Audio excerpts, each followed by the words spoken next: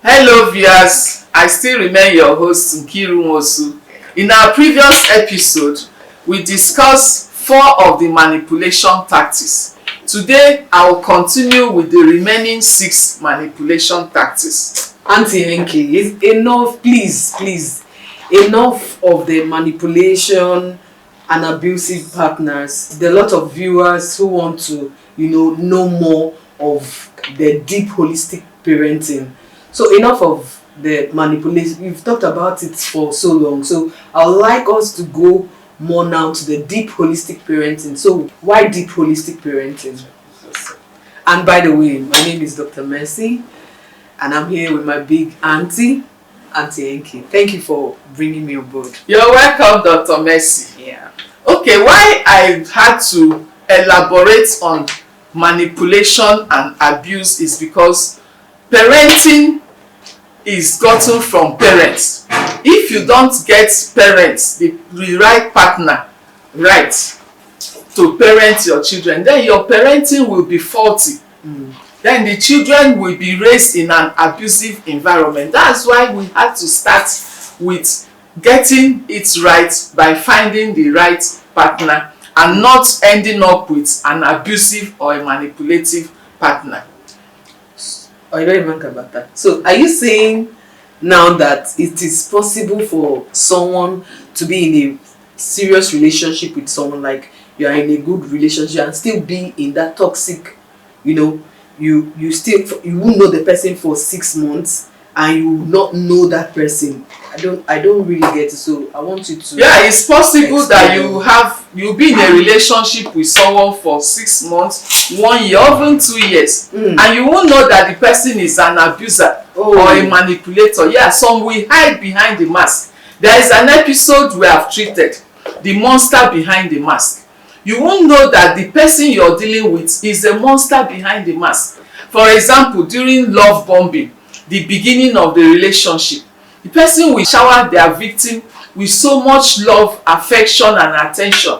But when the victim now loses guards and now relaxes, then the abuse begins. So that's why we began by pointing out the red flags. Okay. The red flags of an abuser, so that our viewers will be mindful that they are not entering into a parenting relationship with an abuser or a manipulator. But there are people who still see the red flags and still ignore. So what do you think those kind of people can do?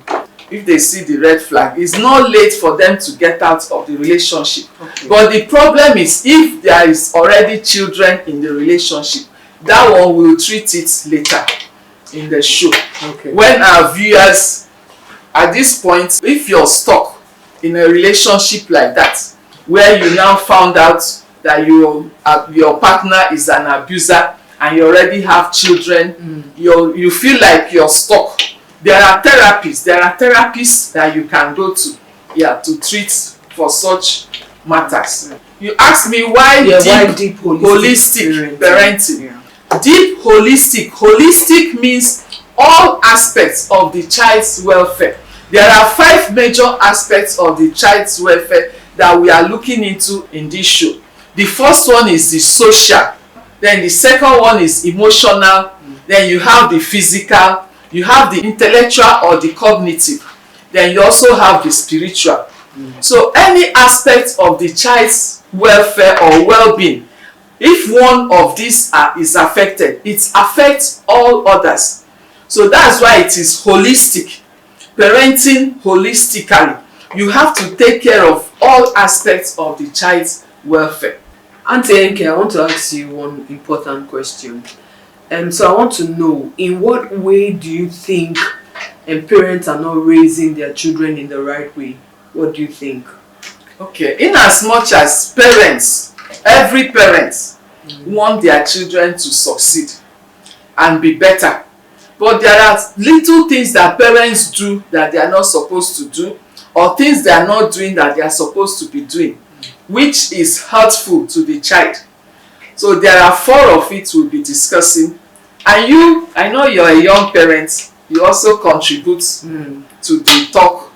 So number 1 is invalidating. When parents invalidate the child's emotions or feelings, when the child is angry, the parents want to ignore it or make the child to feel bad for being angry.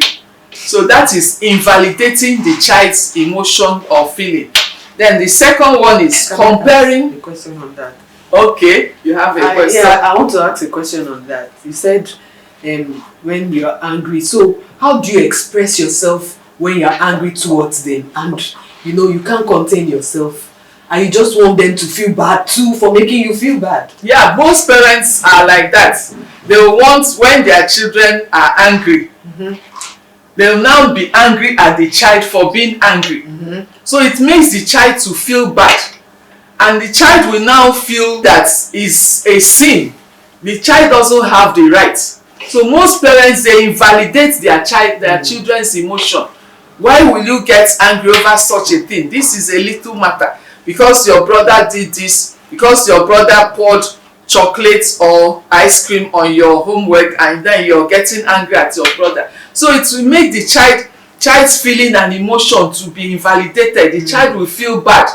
So it will make the next time the child will not be able to express the emotions, their feelings. So the second one is comparing the child to other children. Even to compare the child with their sibling is wrong. You should not compare your child to other children or even to their siblings.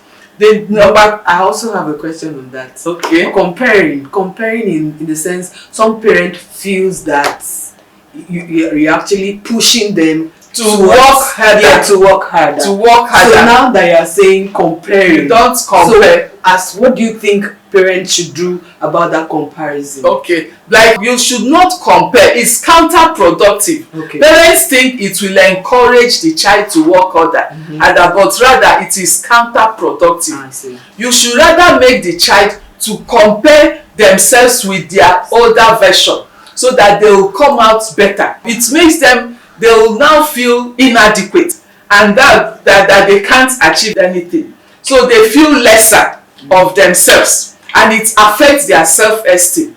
It affects their self-image. They look at themselves less than what they are supposed to be. So when you compare them, even with their siblings, whether older siblings or younger siblings, parents should stop comparing.